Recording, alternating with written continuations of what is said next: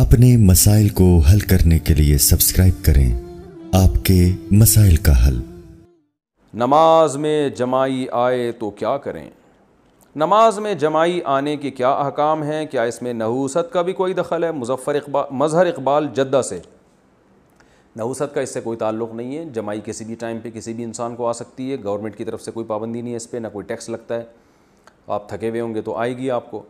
तो जब जमाई आए तो नमाज में जमाई को रोकने की कोशिश की जाए, और अगर बिलफ़र्ज़ बहुत ही प्रेशर बढ़ जाता है और आपसे जमाई रुक नहीं रही है नमाज की हालत में, तो फिर उलमा ने बयान किया है कि अगर आप क़याम की हालत में हैं तो फिर सीधे हाथ ऊपर रखें, क्योंकि सीधा हाथ आपके लिए आपके बाएं हाथ के ऊपर होता है, ये इसमें हरकत कम है।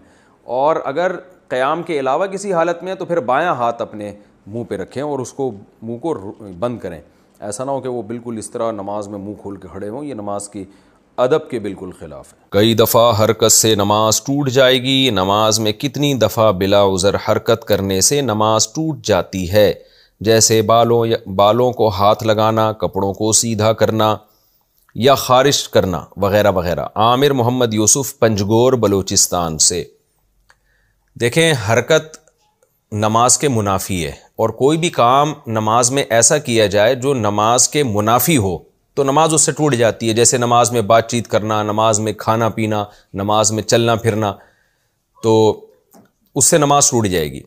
तो इस पर तो पूरी उम्मत का इजमा है, लेकिन यानी इसके लिए तो दलील की हाजत नहीं है, क्योंकि ये इजमाए उम्मत से साबित है कि नमाज में नमाज के अगेंस्ट कोई काम करने से, नमाज के मुनाफी कोई काम करने से नमाज टूट जाती है।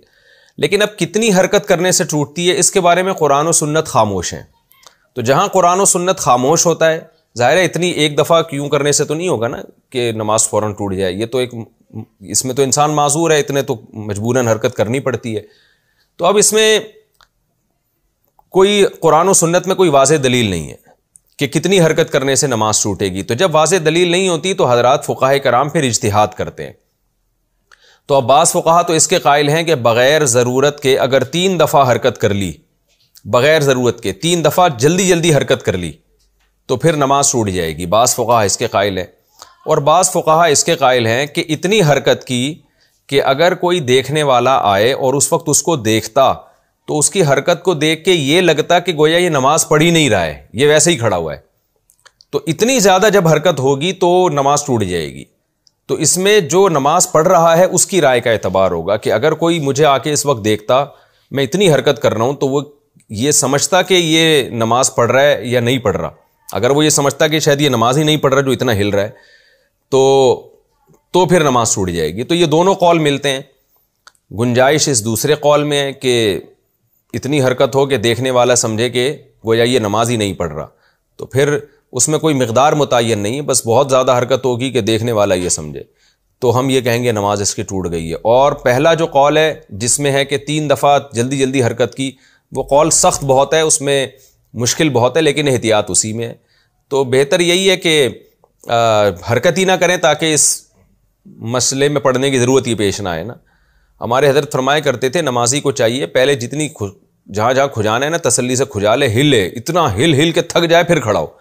बहुत से लोगों को देखा है नमाज से पहले सुकून से बैठे होते हैं, जैसे ही नीयत बांधेंगे एकदम हिलना शुरू हो जाते हैं, पता नहीं उनको क्या हो जाता है, एकदम हरकत करना शुरू हो जाएंगे। तो तमीज़ से नमाज पढ़नी चाहिए इंसान को।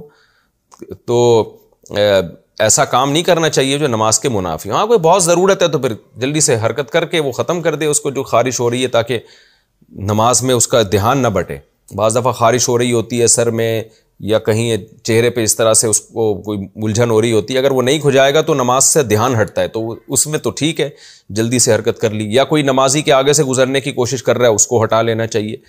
तो इस तरह की हरकत जहाँ ज़रूरी हो वहाँ तो बिल्कुल जायज़ है, लेकिन जहाँ ज़रूरी नहीं है तो 1 दफ़ा भी हरकत ना करें।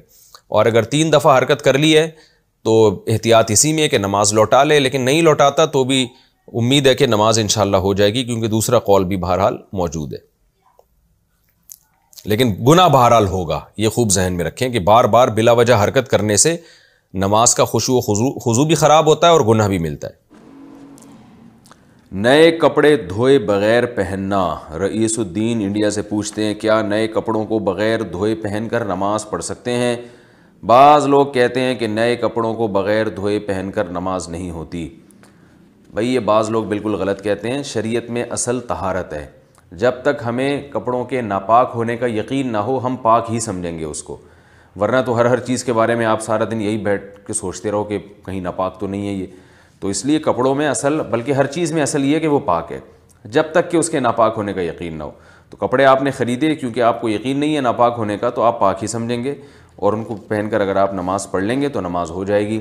البتہ ویسے جو پرانے استعمال شدہ کپڑے ہوتے ہیں ان کو دھوئے بغیر پہننا ویسے ایک انسانی ایک طبیعت کے خلاف ہے، پتہ نہیں کس کس نے استعمال کیا اس کو، کیا کیا اس میں جراثیم ہو، اور ناپاکی کا امکان تو بہرحال ہوتا ہے، تو کوئی احتیاطاً ان کو دھو کے پہن لے تو یہ زیادہ اچھا ہے۔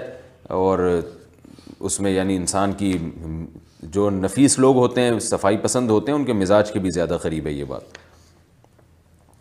دوسری ماں کی اولاد محرم ہے یا نامحرم، یعنی سوتیلی ماں کی اولاد۔ میرے والد صاحب نے میری والدہ کی وفات کے بعد میری خالہ سے نکاح کیا، خالہ کے پہلے سے 3 بچے تھے، کیا ان بچوں میں سے میرا کسی سے نکاح ہو سکتا ہے؟ اگر نہیں تو کیا ان کے لیے ان کو مجھ سے پردہ کرنا لازم ہوگا یا نہیں؟ کامران شیخ انڈیا سے پوچھتے ہیں۔ بھائی یہ بچے آپ کے کزن ہیں، آپ کے والد کے تو یہ سوتیلے بچے بن گئے، لیکن آپ کے سوتیلے بہن بھائی نہیں بنے۔ وجہ اس کی ہے کہ ان بچوں کا باپ بھی الگ اور ان بچوں کی ماں بھی الگ۔ وہ بچے جن کا باپ ایک ہو یا ماں ایک ہو تو وہ تو محرم ہوتے ہیں آپس میں، لیکن باپ بھی الگ ماں بھی الگ، تو دونوں ہی الگ ہیں، تو پھر وہ نامحرم کہلاتے ہیں۔ لہذا ان میں اگر کوئی بچی ہے تو اس کو چاہیے بالغ ہونے کے بعد آپ سے پردہ کرے، اور آپ کا ان سے نکاح بھی ہو سکتا ہے۔ مرد کے لیے بالوں میں ہیئر بینڈ لگانا، آصف صاحب کشمیر سے پوچھتے ہیں، میں لمبے بال رکھنا چاہتا ہوں، اگر انہیں سنبھالنے کے لیے ہیئر بینڈ لگاؤں تو کیا یہ جائز ہوگا؟ جی، مرد اگر لمبے بال رکھے اور بار بار ان کو سنبھالنا مشکل ہو رہا ہو تو وہ ان کو سنبھالنے کے لیے ہیئر بینڈ لگا سکتے ہیں، پیچھے کی طرف لے جا کے، ایسا نہ ہو کہ اوپر چٹیاں بنانا شروع کر دیں، پیچھے جو بال جاتے ہیں ان کو ہیئر بینڈ سے ان کو باندھا جا سکتا ہے، اس میں کوئی حرج نہیں ہے۔ رسول اللہ صلی اللہ علیہ وسلم نے جو ہے نا عورت کو حکم دیا ہے کہ وہ جب بالوں کی چٹیاں بنائے گی تو اگر وہ بال جب گوندے جاتے ہیں نا بہت اچھی طریقے سے، تو غسل جب عورت پہ فرض ہو جائے تو اس کے لیے بال کھولنا ضروری نہیں ہے، بس بالوں کی جڑ میں پانی پہنچانا ضروری ہے۔ اور اس کے تحت فقہاء لکھتے ہیں کہ مرد نے اگر بالوں کو گوندا ہوا ہو اور اس کی یعنی گویا کہ ایک طرح سے پیچھے چٹیاں بنائی ہوئی ہو تو مرد کے لیے بال کھول کے غسل کرنا ضروری ہے۔ تو اس سے پتہ چلتا ہے کہ اس زمانے میں مرد بھی بڑے بال رکھتے تھے اور بعض دفعہ سنبھالنے کے لیے ان کو باندھ بھی دیا کرتے تھے۔ تو اس لیے اگر مرد نے بڑے بال رکھے اور کہیں بھاگنے دوڑنے میں مشکل ہو رہی ہے تو وہ ان کو عارضی طور پر ربڑ بینڈ سے یا کسی بھی چیز سے وہ ان کو پیچھے باندھ سکتے ہیں۔